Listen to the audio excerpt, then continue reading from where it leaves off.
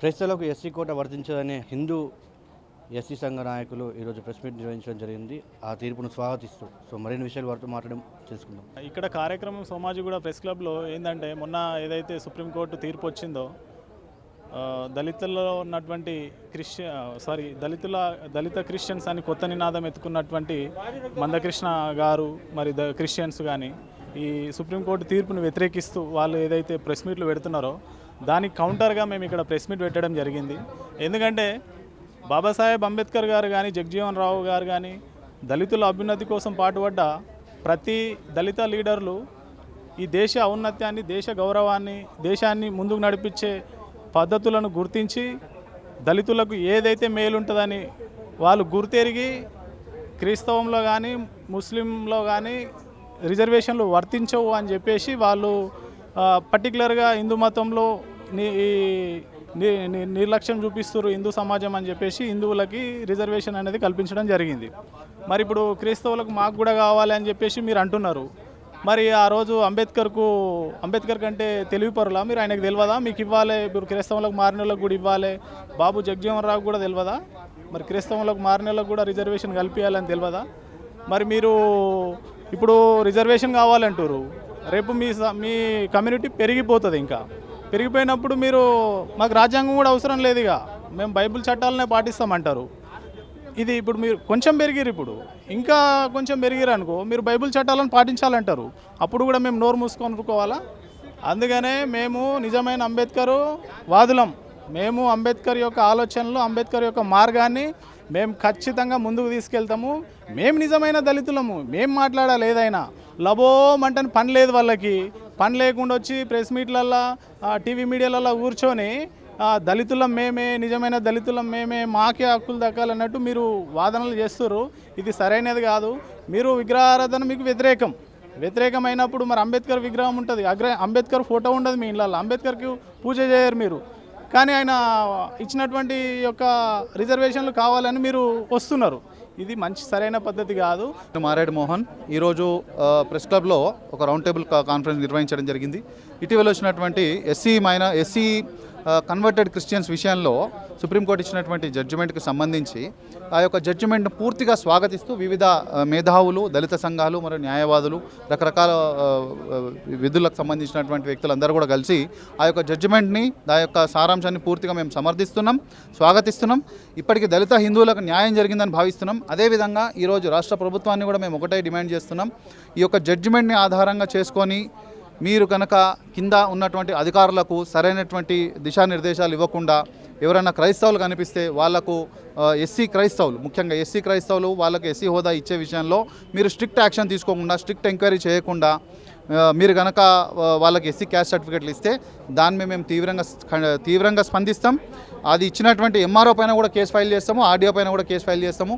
Definitely ఈ యొక్క విషయంలో నిర్లక్ష్యం వహించకుండా ఎవరైతే దళిత క్రైస్తవులు ఉన్నారో, అంటే దళిత క్రైస్తవులు అనే పదం కూడా తప్పే, మతం మారినటువంటి క్రైస్తవులు ఉన్నారో వాళ్ళకి ఎస్సీ హోదా ఇవ్వకుండా అడ్డుకోవాలని చెప్పి రాష్ట్ర ప్రభుత్వాన్ని డిమాండ్ చేస్తున్నాం. అదేవిధంగా చట్టసభల్లో ముఖ్యంగా మా హిందూ దళిత జాతులకు అన్యాయం జరుగుతుంది. చట్టసభల్లో ఉన్నటువంటి వాళ్ళందరూ కూడా ఒక దిక్కు క్రైస్తవం నుంచి ఆసరా తీసుకొని మరోవైపు నుంచి ఎస్సీ హోదాను ఉపయోగించుకొని ఒకవైపు మాత్రమే వాళ్ళు ముందుకెళ్తున్నారు. ఈరోజు ప్రాతినిధ్యం అనేది రిజర్వేషన్కి ముఖ్య మూలం ప్రాతినిధ్యం, రిప్రజెంటేషన్. ఈ రిప్రజెంటేషన్ అనే దానికి తూట్లు పడుతుంది. ఈరోజు నిజమైనటువంటి ఎస్సీ హిందువులు ఎవరైతే ఉన్నారో వాళ్ళకు అవకాశాలు దొరకట్లేదు. చట్టసభల్లో ఎస్సీ హిందువుల గలం వినిపించడానికి కుదరట్లేదు. కాబట్టి మేము ఒకటే డిమాండ్ చేస్తున్నాం. ఈరోజు టికెట్లు ఇచ్చేటప్పుడు కూడా మీరు ఎమ్మెల్యే ఎంపీ టికెట్లు ఇచ్చేటప్పుడు కూడా దళిత హిందువులకు మాత్రమే టికెట్లు ఇవ్వాలి, కాదని క్రైస్తవులని ఎస్సీ సీట్లలో ఇప్పిస్తే అందరినీ కూడా డిస్క్వాలిఫై చేయించే పనిలో మేము ఉంటామని చెప్పి హెచ్చరిస్తున్నాం. రాజ్యాంగాన్ని అడ్డుపెట్టుకుని మతాలతో చిచ్చబెడుతున్నారు, విడగొడుతున్నారు అని చెప్పేసి మందకృష్ణ మాదిగ అంటున్నారు. మస్తు మాట్లాడతారు మందకృష్ణ గారు. ఆయనకి ఏముంది, ఆయన మస్తు మాట్లాడతారు. ఆయనకు తెలిసిన సబ్జెక్ట్లో మస్తు మాట్లాడతారు. మందకృష్ణ గారికి నేను ఒకటే మాట్లాడుతున్నాను. మీరు రాజ్యాంగాన్ని పట్టుకొని మతాల మధ్య చిచ్చు పెట్టంటున్నారు కదా, ఇదే మందకృష్ణ గారు మరి ఇదే రాజ్యాంగాన్ని అడ్డుపెట్టుకొని, ఇదే వర్గీకరణ ఉద్యమాన్ని అడ్డుపెట్టుకొని మరి మాలమాదిగల మధ్య చిచ్చు పెట్టలేదా? దాన్ని మేము అట్లా భావించవచ్చా? మీరు పెడితేనేమో చిచ్చు కాదు, మేము పెడితేనేమో చిచ్చు అవుతుందా? ఇదే మందకృష్ణ గారు మరి 20 ఏళ్ల క్రితం మాట అన్నారు, పాము వస్తే వదిలేయండి, మాదిగలు వస్తే మాత్రం మాలలు వస్తే మాత్రం కొట్టి చంపండి అన్నారు. అది చిచ్చు కాదా? మరి ఈరోజు ఏమంటారు, క్రైస్తవ మాలలో మాదిగలు కలిసిపోండి అంటారు. అంటే ఇన్ని రోజులు నీ వెనుకొచ్చినటువంటి హిందూ దళిత మాదిగలందరూ కూడా ఎర్రి పిచ్చోళ్ళు అన్నట్ట, ఎర్రిపప్పలు అన్నట్ట. కాబట్టి నీ అవసరానికి నువ్వు ఇష్టం వచ్చినట్టు మార్చుకుంటా అంటే కుదరదు మందకృష్ణ గారు. నేను ఒకటే మాట్లాడుతున్నాను. ఈరోజు మందకృష్ణ గారు చేసినటువంటి వర్గీకరణ ఉద్యమంలో న్యాయం ఉంది, కరెక్ట్, ఒప్పుకుంటాం. ఎందుకు, మాలలతో పాటు మాలలు ముందుకెళ్ళిపోయారు, వాళ్ళ చదువులో ముందుకెళ్ళిపోయారు, వాటితో పాటు మా పిల్లలు పోటీ పడడంలో ఇబ్బంది పడుతున్నారు, విద్యా ఉద్యోగ రాజకీయ విషయాలలో వాళ్ళు ముందుకెళ్ళిపోయారు. కాబట్టి మా వాటా మాకు రావాలని పోరాడారు. దానికి అందరూ స్వాగతించినాం. కానీ ఇదే విషయము క్రైస్తవులు, మతం మారినటువంటి క్రైస్తవులు ముందుకెళ్ళిపోయారు, వాళ్ళతోటి మా పిల్లలు పోటీ పడలేకపోతున్నారు, వాళ్ళతోటి మేము పోటీ పడలేక మేము వెనుకబడిపోతున్నాము, మా పుట్ట కాలుతుంది, మా ఆకలి తీరతలేదని చెప్పి మేము మాట్లాడుతుంటే అది మాత్రం అన్యాయం ఎట్లయితుంది? అంటే మీరు చేస్తే చమత్కారం, మేము చేస్తే బలాత్కారం అవుతుందా? మందకృష్ణ గారు మాట్లాడిన మాటలన్నీ కూడా, వారు ఇచ్చినటువంటి ప్రెస్ కాన్ఫరెన్స్ అన్నీ కూడా చాలా తప్పు, చాలా స్టేట్మెంట్లు అన్నీ కూడా అవన్నీ కూడా రాంగ్ స్టేట్మెంట్స్, ఎమోషన్స్ మాత్రమే ఉన్నాయి దాంట్లో జస్టిఫికేషన్ లేదు, క్యాల్కులేషన్ లేదు, దాంట్లో ఒక లాజికల్ పర్సెప్షనే లేదు. తీర్పు సుప్రీంకోర్టు ఇచ్చినటువంటి తీర్పు ఇది కొత్తగా కాదు. ఇది తీర్పు ఇది 100 తీర్పులు వచ్చినాయి ఇలాంటివి, అనేక మనం లిస్ట్ ఇవ్వచ్చు. ఎందుకంటే ఈ చట్టం 1950లో వచ్చింది, ఇప్పుడు కొత్తగా వచ్చింది కాదు ఇది. కనుక ఇది రాష్ట్రపతి ఆర్డరు అంటారు, వాస్తవంగా ఇది కాన్స్టిట్యూషనల్ ఆర్డర్. కొందరు ఏమంటున్నారు అంటే రాజ్యాంగం చెప్పలేదు, తర్వాత ఇచ్చింది ఇది, ఇలాంటివన్నీ మాట్లాడుతున్నారు.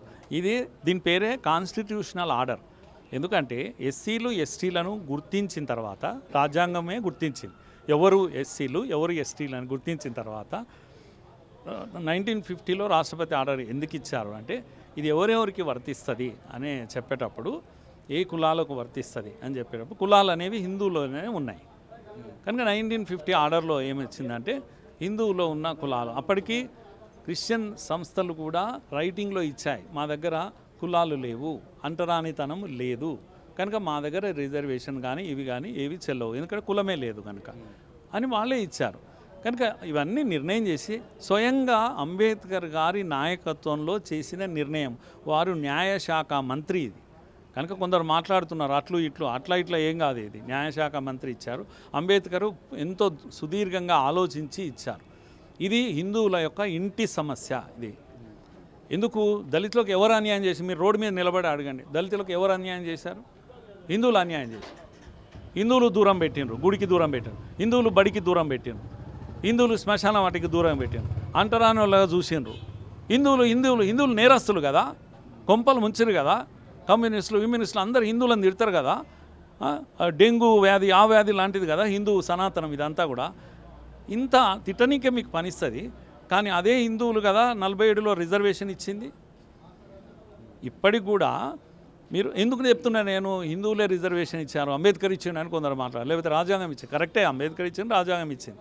రాజ్యాంగం ఇచ్చేటప్పుడు ఒక్క హిందువు కూడా దీన్ని వ్యతిరేకించలేదు, ఒక్క హిందువు కూడా ఈ దేశంలో వ్యతిరేకించలేదు. ఎందుకు అంటే, మేము తప్పు చేశాము, 100 ఏండ్లు మా తమ్ముడిని మేము అన్యాయం చేశాము, దూరంగా పెట్టినాము, కనుక ఈ తప్పును సరిదిద్దాలి అనే ఉద్దేశంతో రిజర్వేషన్ ఒప్పుకున్నప్పుడు దీంట్లోనే వెనుకబడిన బీసీలు కూడా ఉన్నారు. వాళ్ళు మరి జనాభా ప్రాతిపదికన ఎస్సీ ఎస్టీలకు ఇస్తున్నప్పుడు బీసీలకు కూడా రిజర్వేషన్ చెందుతుంది కదా, వాళ్ళు కూడా సామాజికంగా వెనుకబడ్డారు కదా. కానీ బీసీలకు ఎంత వస్తుంది?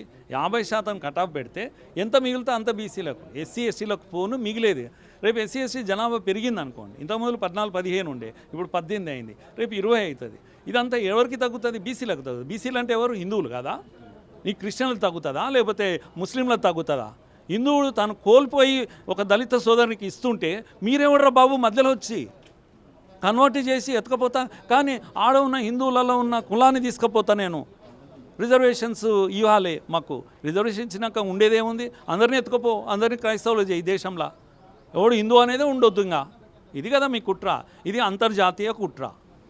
చర్చిలు ఇన్ని రోజులు నోరు మూసుకొని ఉన్నాయి, ఇప్పుడు దేశమంతా మూవ్మెంట్ కొరకు ప్రయత్నం చేస్తున్నాయి.